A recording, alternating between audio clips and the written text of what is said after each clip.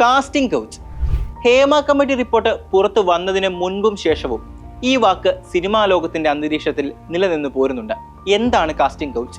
എങ്ങനെയാണിത് cinema മോഹികളുടെ ദുസ്വപ്നമാകുന്നത്?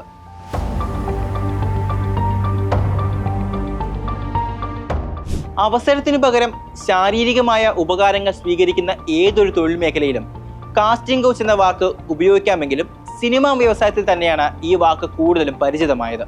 സംവിധായകർ, casting ഏജന്റുമാർ, നിർമ്മാതാക്കൾ തുടങ്ങിയ സ്വാധീനശേഷിയുള്ള പദവിയിലുള്ളവർ നടീനടന്മാരിൽ നിന്ന് അധാർമികമായ ലാഭം നേടുകയും ലൈംഗികതയ്ക്ക് പകരമായി യുവാക്കൾക്ക് സിനിമയിൽ അവസരം നൽകുകയും ചെയ്യുന്നതാണ് കാസ്റ്റിംഗ് കൗച്ച്. സിനിമയിൽ അവസരം കിട്ടാൻ ചിലപ്പോൾ അതുമായി ബന്ധപ്പെട്ടവർക്ക് മുന്നിൽ വിവസ്ത്രരാവേണ്ടി വരികയും അവരുടെ ലൈംഗിക താല്പര്യങ്ങൾക്ക് വഴങ്ങേണ്ടി വരുന്നതുമാണ് കാസ്റ്റിംഗ് കൗച്ച് സിനിമാ മോഹികളുടെ ദുസ്വപ്നമാകാൻ കാരണം. സിനിമയിൽ അവസരം നിഷേധിക്കപ്പെടുകയോ സിനിമാമോഹം അവസാനിപ്പിക്കുകയോ ചെയ്തവരാണ് ഈ ചൂഷണത്തിന്റെ നേരനുഭവങ്ങൾ പുറം ലോകത്തോട് വിളിച്ചു പറഞ്ഞത്.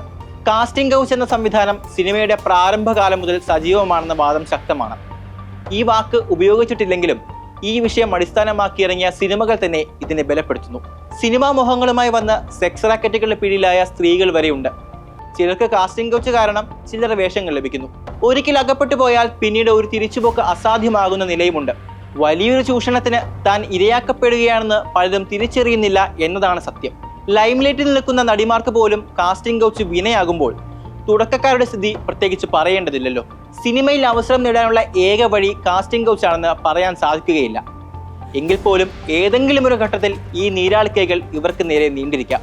സിനിമയിൽ അഭിനയിക്കുക എന്ന സ്വപ്നവുമായി നടക്കുന്ന സ്ത്രീകളും പുരുഷന്മാരും കാസ്റ്റിംഗ് കൗച്ചിനെ സിനിമയുടെ ഭാഗമായി തന്നെ കാണുകയും സഹകരിക്കുകയും ചെയ്യുന്നതോടെ ഇതിലെ അനീതിയും അധാർമികതയും മാറ്റി നിർത്തപ്പെടുന്നു.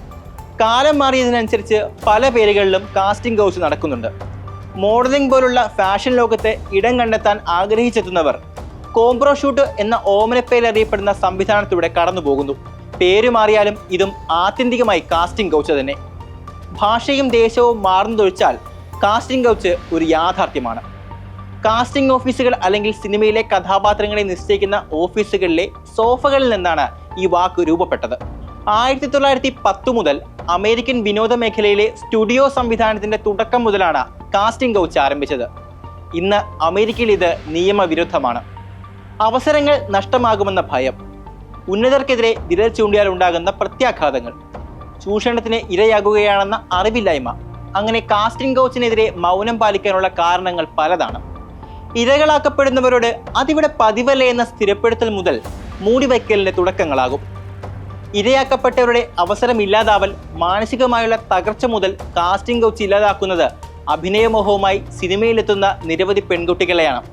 സിനിമയുടെ വെള്ളി വെളിച്ചത്തിൽ തിളങ്ങി നിന്നവരുടെ ശോഭ വെറും കൺകെട്ടായിരുന്നുവെന്നതിൻ്റെ നേർസാക്ഷ്യങ്ങൾ ഇന്ന് നമുക്ക് മുന്നിലുണ്ട്.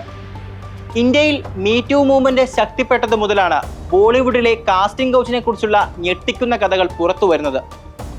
മുൻനിര നായകന്മാർ പോലും തങ്ങൾക്ക് നേരിടേണ്ടി വന്ന ദുരനുഭവങ്ങൾ സമൂഹ മാധ്യമങ്ങളിലൂടെ വിളിച്ചു പറഞ്ഞു. സിനിമയിൽ അഭിനയിക്കാനുള്ള മാനദണ്ഡമായി കാസ്റ്റിംഗ് കൗച്ചിനെ ഒരു സിനിമാ നിഘണ്ടുവും ഇന്നോളം വിശേഷിപ്പിച്ചിട്ടില്ല. എന്നിരുന്നാലും സംവിധായകരുടെയും വൻ താരപ്രഭുക്കന്മാരുടെയും ശാരീരിക താല്പര്യങ്ങൾക്ക് മുന്നിൽ നിവർത്തികേടുകൊണ്ട് പലർക്കും പെടാതെ തരമില്ല.